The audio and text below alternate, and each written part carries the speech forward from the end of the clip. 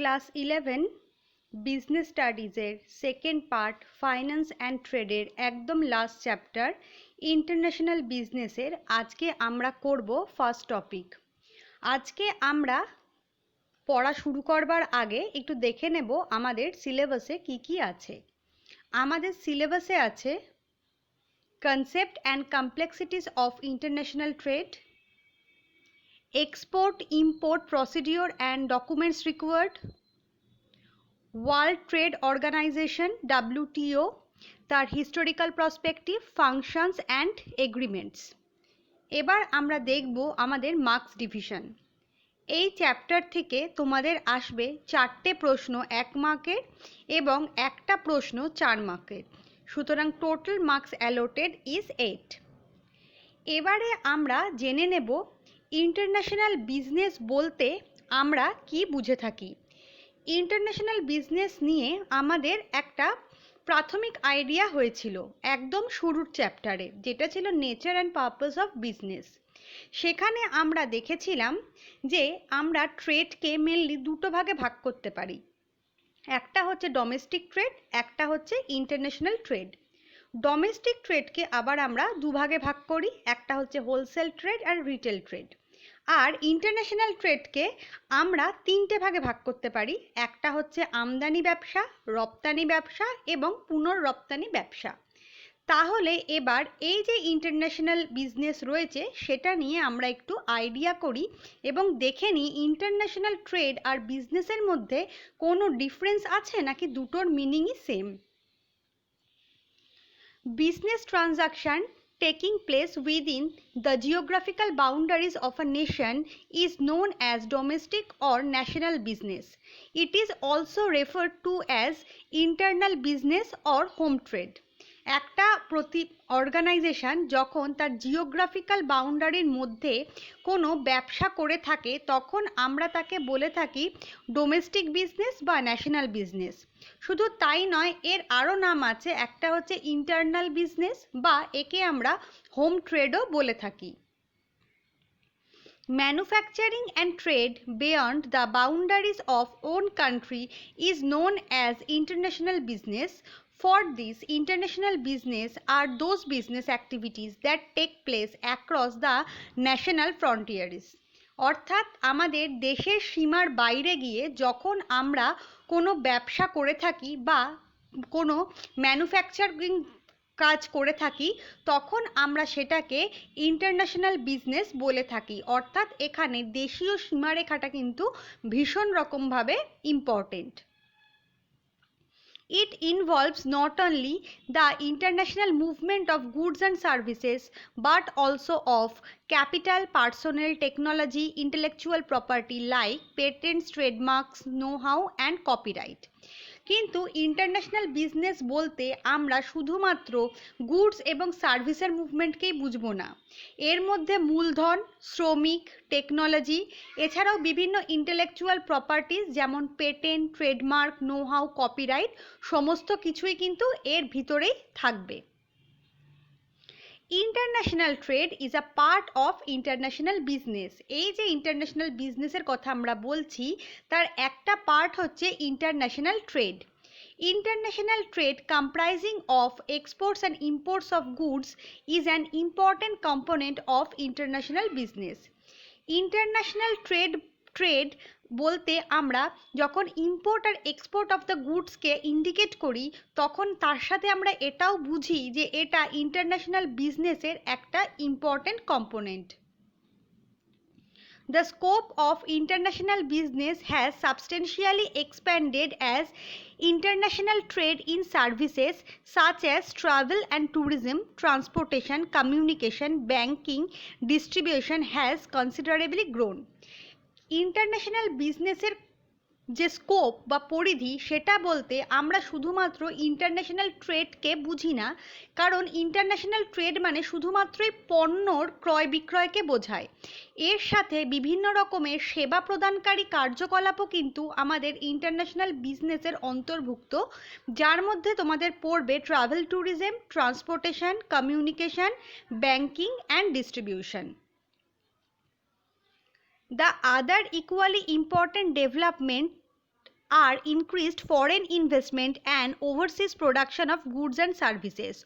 All these activities part of international business. এছাড়াও আমাদের দেশের উন্নতির জন্য অনেক সময় ফরেন ইনভেস্টমেন্ট করা হয়ে থাকে বা আমাদের প্রোডাকশনের জন্য ওভারসিজ প্রোডাকশন করা হয় গুডস আর সার্ভিসেসের, সেটা কিন্তু আমাদের সমস্ত কিছুই ইন্টারন্যাশনাল বিজনেসের পার্ট। সুতরাং ইন্টারন্যাশনাল ট্রেড একটা ছোট জিনিস এবং ইন্টারন্যাশনাল বিজনেসের একটা ইম্পর্টেন্ট পার্ট, যেখানে ইন্টারন্যাশনাল ট্রেড মানে শুধুমাত্রই পণ্যের ক্রয় বিক্রয় দেশীয় সীমার বাইরে। ইন্টারন্যাশনাল বিজনেস মানে পণ্য এবং সেবার ক্রয় বিক্রয় তো বটেই, এছাড়াও capital, personnel, technology, patent, copyright, trademark এই সমস্ত কিছুর মুভমেন্টও যেমন আমরা বুঝবো, ঠিক সেরকমভাবেই আমরা ফরেন ইনভেস্টমেন্ট বা ওভারসিজ প্রোডাকশন এবং travel, tourism, transportation, communication, banking সমস্ত কিছুকেই বুঝবো। অর্থাৎ ইন্টারন্যাশনাল বিজনেস কনসেপ্টটা অনেক ওয়াইডার সেন্সে ইউজ করা হয়ে থাকে। এবার আমরা জানবো যে আমাদের ইন্টারন্যাশনাল বিজনেসটা কেন দরকার। The fundamental reason behind international business is that the countries cannot produce equally well or cheaply all that they need because of unequal distribution of natural resources and differences in productivity level. International বিজনেসের কারণটা যদি আমরা proper ওয়েতে বুঝতে চাই, তাহলে সেক্ষেত্রে আমাদের একটা ইম্পর্টেন্ট কনসেপ্টের জন্ম হয়, যেটা হচ্ছে আমাদের চরম ব্যয় পার্থক্যের সুবিধা। অর্থাৎ একটা স্পেসিফিক জিনিস যদি আমরা সমস্ত দেশে তৈরি করতে যাই, তাহলে আমরা দেখতে পাবো যে কোনো কোনো দেশে সেই জিনিসটা অনেক কম খরচে তৈরি করা যাচ্ছে, আবার কোনো দেশে সেম জিনিস তৈরি করতেই হয়তো অনেক বেশি খরচ পড়ছে। তার কারণ হচ্ছে সমস্ত দেশের ন্যাচারাল রিসোর্সেসের ডিস্ট্রিবিউশনটাও সমান নয় বা তাদের প্রোডাক্টিভিটি লেভেলটাও ইকুয়ালি ডেভেলপড নয়। তাই এর ওপর বেস করেই আমাদের ইন্টারন্যাশনাল বিজনেসের জন্ম হয়েছে, যার মেন কারণ হচ্ছে আমাদের theory of comparative cost advantages. Due to this difference, it is not uncommon to find one particular country being in a better position to produce better quality products or at a lower cost than what the other nations can do. এই তুলনামূলক ব্যয় পদ্ধতি বা ব্যয় পার্থক্য আছে বলেই একটা দেশ একটা জিনিসকে অনেক ভালো মতন তৈরি করতে পারছে, তার ভালো কোয়ালিটি তাতে দিতে পারছে, কিন্তু তার প্রোডাকশন কস্ট অনেক কম হচ্ছে compare to the other countries যারা সেই জিনিসটাকে প্রডিউস করছে। In other words, we can say that some countries are in advantageous position in producing select goods and services which other countries cannot produce that effectively and efficiently and vice versa. সুতরাং আমরা বলতে পারি যে কোনো একটা জিনিস তৈরি করবার জন্য কিছু কান্ট্রি কিছু সুবিধা পেয়ে থাকে, যাতে তারা সেই দ্রব্য বা পণ্যটাকে অনেক এফিশিয়েন্টলি এবং এফেক্টিভলি প্রডিউস করতে পারে, যেটা হয়তো বাকি যে দেশ তারা কখনোই সেই লেভেলে গিয়ে প্রডিউস করতে পারবে না। As a result, each country finds it advantageous to produce those selected goods and services that it can produce more effectively and efficiently at home, and procuring the rest through trade with other countries which the other countries can produce at lower cost. তাই একটা দেশের জন্য সবসময় সেটা অনেক বেশি লাভবান হবে যে দ্রব্যটা সে নিজে অনেক কম খরচে কিন্তু অনেক ভালো মতন তৈরি করতে পারছে, সেটা সে নিজের দেশে তৈরি করবে, এবং বাকি যে দ্রব্যগুলো সেই দেশের চাহিদা আছে কিন্তু তৈরি করতে গেলে হয়তো অনেক খরচ বেশি পড়বে বা সেই রকম তারা এফেক্টিভ ওয়েতে তৈরি করতে পারবে না, সেটা বাইরের দেশের থেকে নিজের দেশে নিয়ে আসা। কোন দেশ থেকে? যে দেশ সেই সমস্ত দ্রব্যগুলোকে লোয়ার কস্টে কিন্তু এফেক্টিভলি প্রডিউস করতে পারবে। What is true for the nation is more or less true for the farms. যেটা আমাদের পুরো দেশের জন্য উচিত বলে মনে হয়, ঠিক সেরকমভাবেই একটা পার্টিকুলার ফার্মের পয়েন্ট অফ ভিউ থেকেও কিন্তু এই কনসেপ্টটাকে ডেভেলপ করা যায়। Farms to engage in international business to import what is available at lower prices in the other countries and export goods to the other countries where they can fetch better price for their product. অর্থাৎ একটা farm যখন তার দ্রব্য তৈরি করবে তখন হতে পারে তার এমন অনেক কাঁচা মাল বা এসেনশিয়াল গুডসের দরকার হলো যেটা সে দেশের থেকে কিনলে অনেক বেশি দাম পড়বে এবং তার কোয়ালিটিও হয়তো অত ভালো হবে না। তাই জন্য তারা বাইরের দেশ থেকে সেই সমস্ত জিনিসগুলোকে নিয়ে আসে, তাতে তাদের ওভারঅল প্রোডাকশন কস্ট অনেকটা কম হয়। একই রকমভাবে তারা তাদের জিনিস যখন বাইরের দেশে বিক্রি করতে যায়, তখন হয়তো তারা যদি অনেক বেশি দাম পায় তার জন্য, তখন তারা ইন্টারন্যাশনাল ট্রেডে কিন্তু ইনভলভ হয়ে থাকে। এবার আমরা দেখব যে ইন্টারন্যাশনাল বিজনেস বলতে আমরা সাধারণভাবে কি কি জিনিসকে বুঝছি। ফার্স্ট হচ্ছে import and export of goods and services. দ্রব্যের আমদানি এবং রপ্তানি আন্তর্জাতিক বাণিজ্যের প্রধান কারণ। কোনো দেশের কারবারে উৎপাদিত দ্রব্য বিদেশে রপ্তানির মাধ্যমে তার কারবারের প্রসার ঘটে। অন্যদিকে আমদানিকারী দেশ নিজের আমদানিকৃত দ্রব্য দিয়ে নিজের ক্রেতাদের কাছে তা বিক্রি করে মুনাফা বৃদ্ধির চেষ্টা করে। প্রত্যক্ষ এবং পরোক্ষ দুইভাবেই দ্রব্য এবং সেবার আমদানি বা রপ্তানি করা হয়ে থাকে।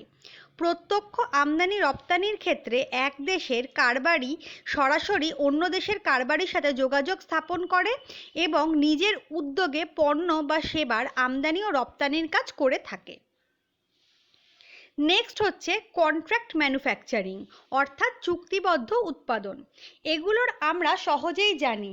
এগুলো হচ্ছে যেমন নাইকি, রিবক, লেভিস, এই সমস্ত যে সমস্ত কোম্পানিজগুলো রয়েছে, তারা কি করে, তারা বাইরের দেশে যখন তাদের দ্রব্যটাকে বিক্রি করে, তখন সেই দেশের লোকেদের ডিমান্ড কি বা সেই দেশের ওয়ার্কারদের কতটা ওয়ার্কিং ক্যাপাবিলিটি আছে বা তাদের অর্থনৈতিক অবস্থা কি, সেগুলো সম্পর্কে খুব সহজেই ওয়াকিবহাল হয়ে উঠতে পারে এবং তারা সেই জ্ঞানকে কাজে লাগিয়েই তাদের কারবারের প্রসার ঘটায়, যার জন্য তাদের চুক্তিবদ্ধ কাজের প্রয়োজন হয়ে পড়ে। এই চুক্তিবদ্ধ কাজ উৎপাদন বিভিন্ন রকমভাবে হতে পারে তারা কোনো একটা তাদের নিজেদের প্রোডাক্ট অন্য কোনো দেশের কোনো কোম্পানিকে এগ্রিমেন্ট করে তাদেরকে দিয়ে ম্যানুফ্যাকচার করাতে পারে সেই দেশের ডিমান্ড অনুযায়ী, বা তারা তাদের দ্রব্যের বিভিন্ন কম্পোনেন্ট অন্য দেশের বিভিন্ন ম্যানুফ্যাকচারের সাথে এগ্রিমেন্ট করে তৈরি করতে পারে এবং তারপরে সেটাকে অ্যাসেম্বল করতে পারে, বা তারা বিভিন্ন যে ম্যানুফ্যাকচারার আছে কোনো বাইরের দেশের, তাদের প্রত্যেকের সাথে এগ্রিমেন্ট করে তাদেরকে দিয়ে সেই দ্রব্যটা তৈরি করাতে পারে। এরপরে হচ্ছে licensing and franchising. Licensing and franchising contract ম্যানুফ্যাকচারিংয়ের মতোই।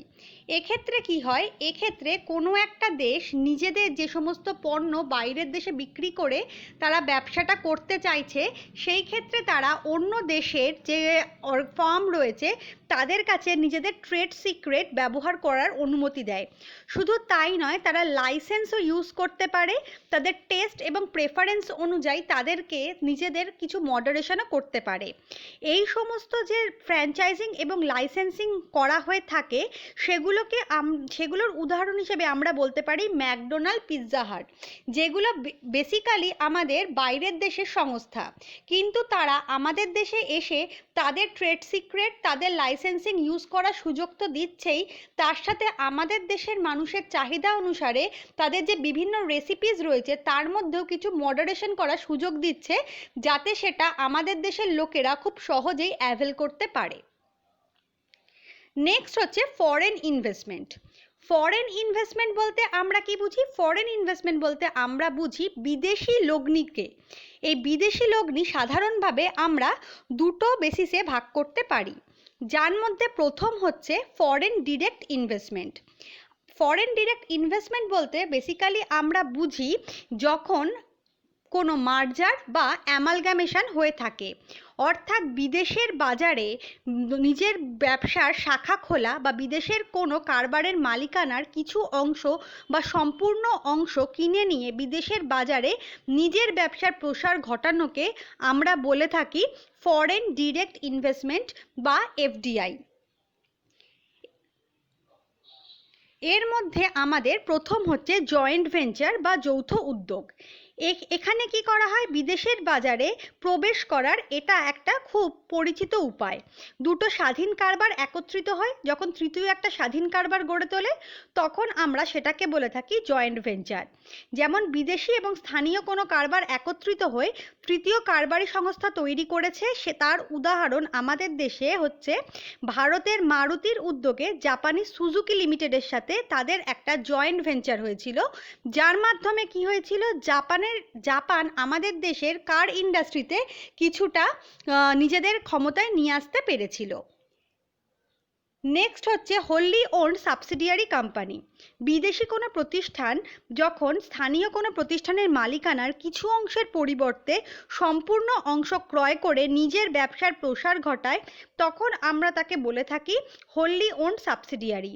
যে প্রতিষ্ঠান বিদেশি প্রতিষ্ঠানের 100% মালিকানা ক্রয় করে নেয় তাকে আমরা বলি ফরেন হোল্ডিং কোম্পানি, এবং স্থানীয় যে ব্যবসার 100% নিয়ন্ত্রণ স্থানান্তরিত হয় তাকে আমরা বলে থাকি হোললি সাবসিডিয়ারি কোম্পানি। ফরেন ইনভেস্টমেন্টের আর একটা রূপ হচ্ছে আমাদের ক্ষেত্রে ফরেন পোর্টফোলিও ইনভেস্টমেন্ট। প্রত্যক্ষ বিনিয়োগ ছাড়া কোনো ব্যক্তি বা প্রতিষ্ঠান যখন বিদেশে শেয়ার বাজারে অর্থ বিনিয়োগ করে থাকে এবং তার মাধ্যমে তারা সেই প্রতিষ্ঠানটার ওপর নিজের কন্ট্রোলিং পাওয়ারটাকে জেনারেট করতে চায়, তখন আমরা তাকে বলে থাকি ফরেন পোর্টফোলিও ইনভেস্টমেন্ট। এবার আমরা দেখব আমাদের ক্ষেত্রে এই যে ইন্টারন্যাশনাল বিজনেস, তার সুবিধা কি আছে।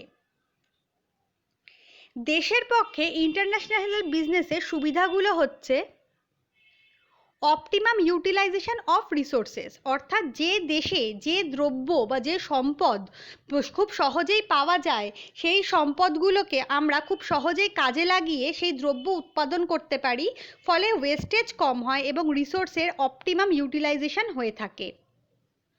নেক্সট হচ্ছে ইকোনমিক গ্রোথ। আমাদের ক্ষেত্রে ইম্পোর্টের ক্ষেত্রে আমাদের কি হয়, আমাদের বৈদেশিক যে মুদ্রা থাকে সেই মুদ্রা দিয়ে আমরা কোনো জিনিস কিনি, আর এক্সপোর্টের ফলে আমাদের দেশে বৈদেশিক মুদ্রার আগমন ঘটে। আমরা জানি সেই দেশ তত উন্নত যে দেশের ফরেন এক্সচেঞ্জ রিজার্ভ তত বেশি স্ট্রং। ইকোনমিস অফ সেল, আমরা যেখানে যে জিনিসগুলোকে তৈরি করব সেই জিনিসগুলো আমাদের দেশে তার র মেটেরিয়াল বা তার ন্যাচারাল রিসোর্সেস অনেক ইজিলি পাওয়া যাবে, ফলে সেই সমস্ত জিনিসগুলো আমরা অনেক বেশি পরিমাণে তৈরি করতে পারবো। যত আমরা বেশি পরিমাণে প্রোডাকশন করতে পারবো তত আমাদের সেই সমস্ত জিনিসগুলো বৃহৎ উৎপাদনের সুবিধা ভোগ করতে পারবে।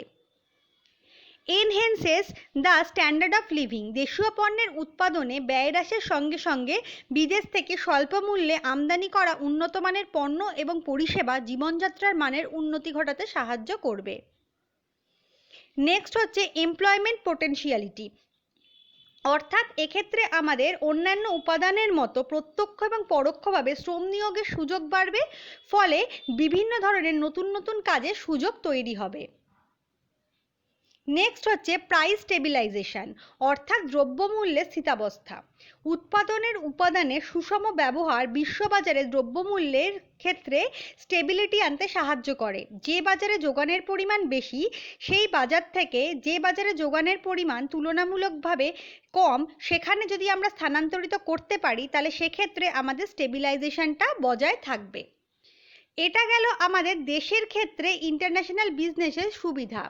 এছাড়াও ফার্মের ক্ষেত্রে কিছু কিছু সুবিধা আছে, সেগুলো হলো ইনক্রিজ ইন আর্নিং বা আয় বৃদ্ধি। আন্তর্জাতিক কারবারে যুক্ত প্রতিষ্ঠানের বাজারের আয়তন বৃদ্ধির সাথে সাথে আয়েরও বৃদ্ধি ঘটে।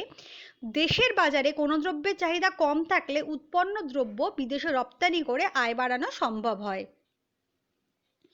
গ্রোথ অফ বিজনেস বা ব্যবসার সম্প্রসারণ, দেশের বাজারে পণ্য বিক্রির সাথে সাথে বিদেশের বাজারে পণ্য রপ্তানির জন্য কারবারের উৎপাদন বৃদ্ধি ঘটে। উৎপাদনের বৃদ্ধির ফলে একদিকে যেমন আভ্যন্তরীণ এবং বাহ্যিক ব্যয় সংকোচ ঘটে, অন্যদিকে দেশের সাথে বিদেশের বাজারে কারবারের সম্প্রসারণ ঘটাও কিন্তু সম্ভব হয়। ইউটিলাইজেশন অফ আইডল রিসোর্সেস, অর্থাৎ অলস উপকরণের যথাযথ ব্যবহার। আন্তর্জাতিক বাজারে প্রবেশের ফলে কারবারে পণ্যের চাহিদা বাড়ে, এর ফলে অলসভাবে পড়ে থাকা বিভিন্ন উপকরণকে আমরা যথাযথভাবে ব্যবহার করতে পারি। Skip intense competition in domestic market, অর্থাৎ আমরা যখন কোনো দ্রব্য বাজারে বিক্রি করি তখন সেক্ষেত্রে আমাদের দেশের যে অত্যন্ত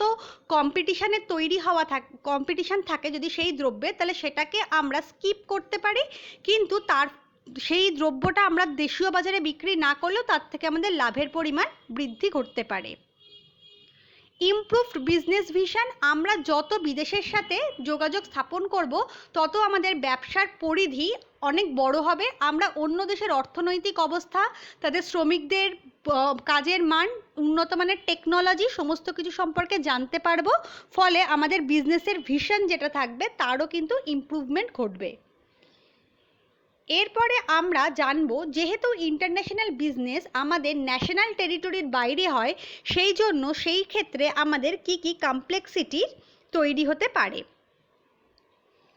ফার্স্টেরটা হচ্ছে ফিজিক্যাল ডিস্টেন্স বিটুইন কান্ট্রিজ, অর্থাৎ বিভিন্ন দেশের মধ্যে যখন আমাদের দূরত্ব বেশি হয়ে যায়, আমাদের কি হয়, এখানে একটা দেশের পণ্য অন্য দেশে বিক্রি করে থাকি, তাই এক সময় পৃথিবীর বিভিন্ন দেশের মধ্যে স্থানগত যা দূরত্ব ছিল তা এর প্রধান অন্তরায় হয়ে দাঁড়ায়। যোগাযোগ ব্যবস্থার উন্নতির সাথে সাথে যদিও এই প্রবলেমটা আমাদের কিছুটা কমেছে, তবুও এক দেশ থেকে অন্য দেশে পণ্য আমদানি এবং রপ্তানি করা যথেষ্ট সময় সাপেক্ষ। নেক্সট হচ্ছে ল্যাঙ্গুয়েজ অ্যান্ড কালচারাল ব্যারিয়ার্স, অর্থাৎ ভাষা এবং সাংস্কৃতিক বিভিন্নতা।